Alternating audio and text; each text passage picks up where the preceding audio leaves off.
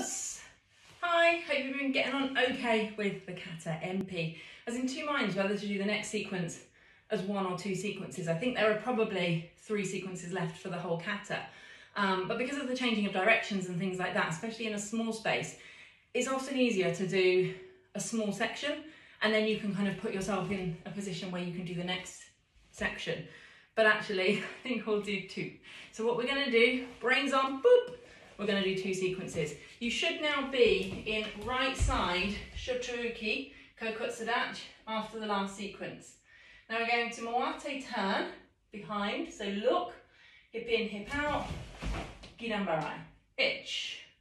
Now the sequence, the drill from earlier on in the kata is repeated here, so backhand tight, hikite tight, release, agizuki, open. Do you remember what this is called?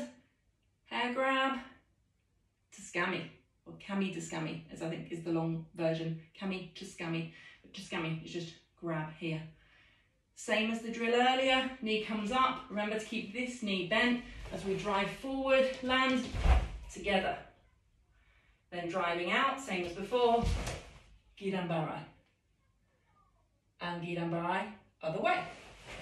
Okay, so that's the same as the drill earlier. So that's why I think we can just move on to the next sequence, because that's so easy. You've practiced it so many times that, frankly, you'll think this video is boring if I don't give you any more content. So left leg, ooh, right leg forward, kokotsudachi, moate turn, gidan barai, itch, agizuki, knee, opening your hand, tsuskami, san. Now driving forward on this. Some say drive forward a little bit more because otherwise you won't go back to where you started on the kata, which is a bit of an L shape.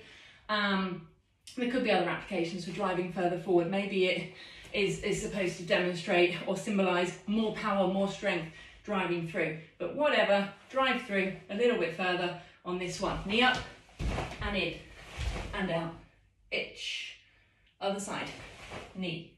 And then stop there. So don't repeat that drill again, just that one time. Now the next sequence, in Zenkutsudachi, left hand gidan barai, right hand comes off my hip, it doesn't go up, it's nothing dramatic, it's not showing off, it just goes down, circles, at the same time, in harmony, my left hand comes back to my hips change from hanmei to shomen, and what I don't do is this. So keeping that knee bent, because you'll want to do that. I can feel it.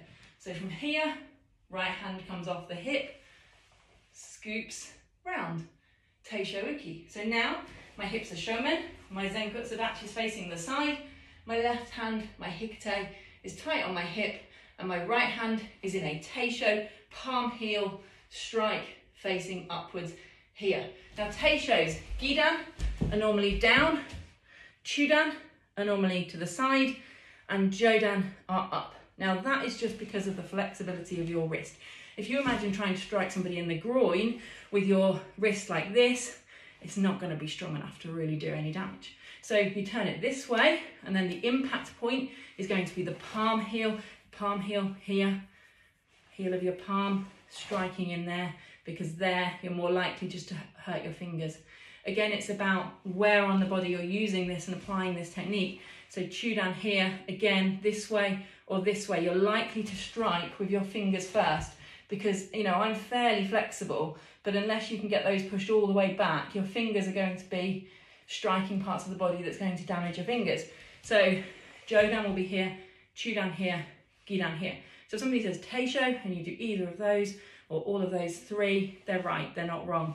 In this kata, it's scooping up, so it comes off the hip, scoops up here, so it's a gidan teisho.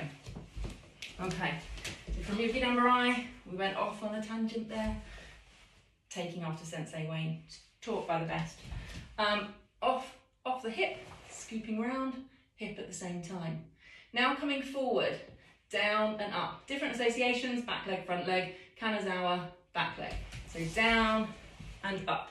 Did you see my left hand went up, then down? That's how it works. Together, harmony. So off the hip, down and up. Or if you're looking at your left hand, up, then down. Now this is a teisho uki. Not too close to your body. It's out, but also not too far. Goldilocks moment again. I'm sure I might have said that already today. I think it was in class though. So it's not too far because you're disconnected from your body.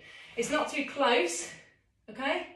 Because there's too much contraction here in the middle. So it's where, say, an udiuki would be. You can fit your tennis ball, potato, vegetable of choice under your arm.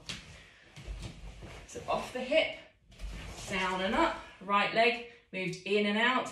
Now I'm going to step forward and do Teishiruki again. If you know the kata Hangetsu, you'll know that these cross. In Empi, they do not cross, they are parallel. So imagine you are on train tracks. I mean, your feet still step in and out because they have to keep your knees bent and your knees kind of come together, go out. But your hands stay in the same position until you meet middle, change, push forward, and repeat. So now my left hand is high, my right hand is low. They're not too close to my body, not too far apart, just perfectly sat in the middle. Stepping in and out, okay? Don't move your hands until your feet are together. When your feet are together, so the moment they're here, when your feet are together, hands start to move. When your feet draw through, that's the moment where everything finishes together in harmony. Okay, let's just go through that one more time, because I know there's now a lot of information and now I'm probably regretting doing both sequences. Okay, don't be harsh on me. Right, left leg forward, Girambarai, right hand off your hip, Teisho, ich. Yeah, right leg in and out, right hand down and up, left hand up and down. Ich, pushing forward. Knee, pushing forward again. I'm actually going to face you because my camera's on a slight angle. Again, they don't cross, they stay together until my feet are together. Come through and up and push in. Your Teisho that's going down, your Gyaku Teisho, your hip for there pushes forward. Okay, so whichever side is forward, your hip for your downward Teisho is pushing in, like that. Okay, bit of an overload. I'm going to run through it really quickly and then I'll let you practice that one all the way through. So left side, Girambarai. Ich, ni, san, chi. Okay, now right back to the whole beginning of this sequence from the video. So right side, Shuto, turning, Moate turn. Did you forget this bit? Moate turn, Girambarai. Ich, Agazuki, ni, scami, san. Driving forward now, hizugeri. Yeah, Toshizuki, Nagashuki. Ich, pull out, ni. And then twist, keeping those hips down, san. Then adding on that sequence we've just done. So right hand twist, ich. I'm coming forward, down and up. Ni, pushing that back hip in. San, chi. And jame. Awesome. Well done. Practice that. We have got one more sequence and we have then finished the kata. Last ki in the next sequence. Us.